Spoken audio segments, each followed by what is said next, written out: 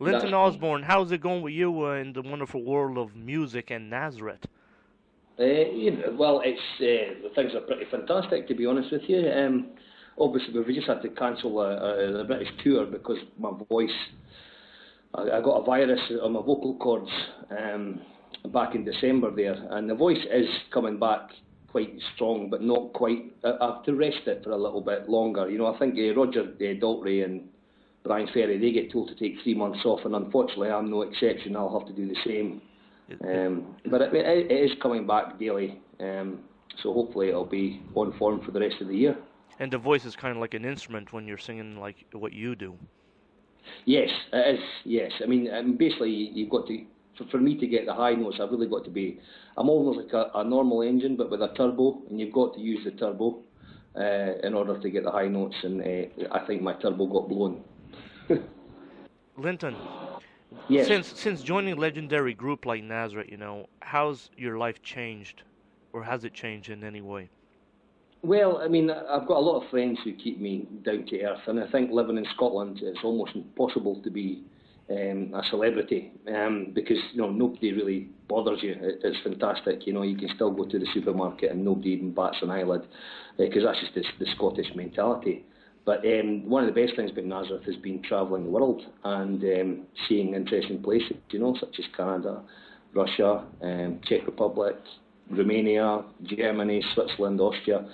And it doesn't matter where you go in the world, the Nazareth fans are absolutely amazing. They're just wonderful people. I mean, I've had cakes made for me, biscuits baked for me, all kinds of gifts. I had to sign autographs, sign people's body parts. There's one guy even got a tattoo with my signature, or that's what he said he was going to do. So the fans have been absolutely great, and I've learned a lot about the music industry. It's not quite as lucrative, though, as one might imagine. My bank balance has taken a bit of a hammering this last year, but hopefully 2015 will be a bit more lucrative. And, when you look at Nazareth, the great it did to certain people, and it changed their lives, certainly with their music, and, throughout the years, the people have just followed the group.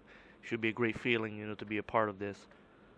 Oh, it is. I mean, you get people who have met through Nazareth songs, who've got married to Nazareth songs. There was an instance of a couple who they were together 20 years ago, and they lost, sorry, that's my girlfriend playing something on the computer in the background there, who'd lost contact and then got together and would come and tell us the story at the gigs, and how much the band actually means to them and how much the music means to them. So it has definitely touched a lot of people, the music in Nazareth, and they've got some fantastic back catalogues, some great songs, and I think if I maybe, by the time I'm Pete's age, I might know them all. Linton, when you look at, replacing somebody like Dan McCafferty, it's not an easy task, I'm sure there's a lot of pressure when you do go on stage, and to perform in this style of singing. Yeah, I mean, well, see, Dan, he is a legend, and he's got the most amazing voice, but he's also one of the nicest people I know. Dan has been incredibly supportive, as have the fans, and as far as the most pressure to be like Dan has actually probably come from Pete, because he's a bit of a perfectionist and he's got the most amazing ear. If you sing a note wrong, Pete's right on top of you. So it's his baby. Nazareth is his baby. It's his band. So that's probably where more of the pressure is, because the fans are very, very understanding. And I mean, how do you replace a legend like Dan McCafferty? You just can't. But I mean, I do my best. How long have you known Nazareth, yourself? Well, I've been friends with... Pete's got quite a few sons. He's got 5 sons, but one of them's Stevie Agnew. I've been friends with Stevie Agnew for a long time. He does a lot of Americana type stuff now. He's really, really good. But he even played at my wedding. So I've been friends with... sorry, that's my phone going there. I've been friends with Stevie for a long time. And that's kind of, so I've always known like Pete as Stevie's dad, you know what I mean, rather than the rock legend that he is. So I've known the guys, and they do a lot of charity jams, so I've been on stage at the same time as Nazareth, and I've kind of just known them, and I've had some great conversations with Dan over the years, And I've even played at functions that they've been at and whatever. So, you know, in Dunfermline, everybody knows Nazareth on the music scene. So, but I really know the guys through Stevie. And so when I did go for the audition, I wasn't maybe as nervous as some people would, because I'd known them all for a long time.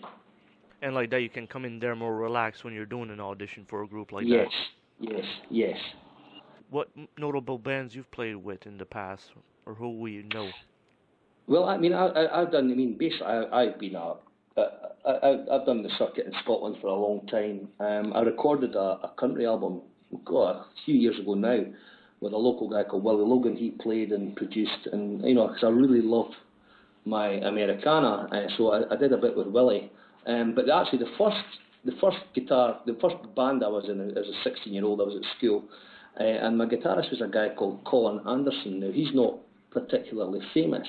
However, you probably will know his music because he wrote the music for the first three Grand Theft Autos.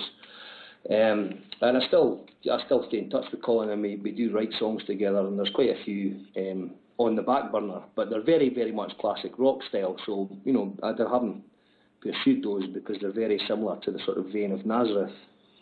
But maybe sometime in the future I'll be able to, you know, do that project. And when you look at a discography like Nazareth, where do you go into finding some songs sometimes? If a fan says, you know, do you know a song from Expect No Mercy, etc.? There's so much great albums out there for Nazareth. Oh, but there really are. I mean, it's such, because it was such an intense year. I mean, I was basically told, you know, learn these ones, that I didn't have a lot of time to do exploring, you know, because it was such a heavy workload. But I mean, my own favourite personal album has always been Boogaloo, believe it or not. I got a copy of that many years ago, and you know, When the Light Comes Down is probably my favourite one. But just the production on it and it's fantastic. However, I think maybe perhaps these days it's Rock and Roll Telephone has to be my favourite, because that's the one that, well, Dan's never done that one live, so I get to put my own stamp on that one, and I really think that Lee and Jimmy have both come into their own as songwriters on that album, and it's a lot of fun to play. And what I like about Nazareth is they kept on doing albums throughout the years. They never stopped. Yeah, you know. They never stopped. I mean, obviously I like Hair of the Dog, you know, and I've always wanted to do Changing Times. That's one of my particular songs, and you know, Manny he's a great producer and a fantastic guitar player, and some of the riffs that he's written in the past, and even, you know, Manny's doing that Americana, that type stuff now, and I love what he's doing, and he's been productive and kept going, and so Nazareth. And I think that's the thing. It seems to have produced a lot of people who aren't willing to just rest on their laurels. They're constantly, you know, trying new things. And Pete Agnew is the heart and soul of the band. He's the man that drives it. He's the man that makes all the decisions. He's, you know, he knows what he's doing, or he wouldn't have been in the business so long. Right. And do you foresee a new album with you on vocals in the near or far future, would you say? Well, I've got various projects in the pipeline for 2015, so I will definitely be doing some sort of recording. I'm not entirely sure which direction that'll be going or who with. And just one of your previous questions, I've actually supported Little Feat as well in the past, and Pete's a huge fan of Little Feat, and you know, I want to write and record. I have at least 30 songs sort of on a hard drive that just need a good producer to bring to life, or you know, suggest them to the guys and see which ones they like to do. And Linton, do you foresee, you know, coming to Canada back in the not too far future? Like, I'm not sure if you came to Canada yet, but Nazareth has. Yeah, we did Canada in 2014, and okay. What a wonderful country you've got there. It's just like a big Scotland, really. I really enjoyed Canada, and the people, particularly the fans in Canada.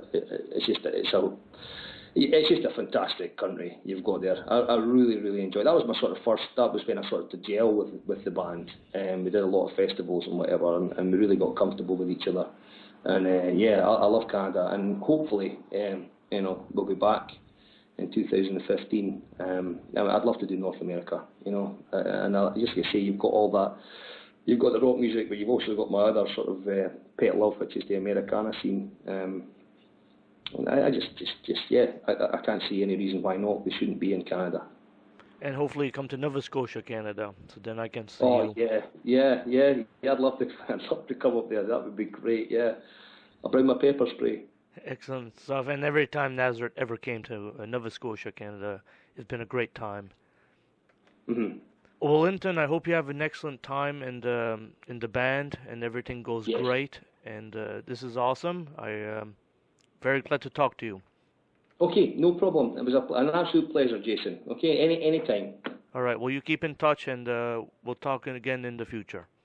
Okay, thank you very much. You're right. very See you, welcome. Jason. Bye-bye.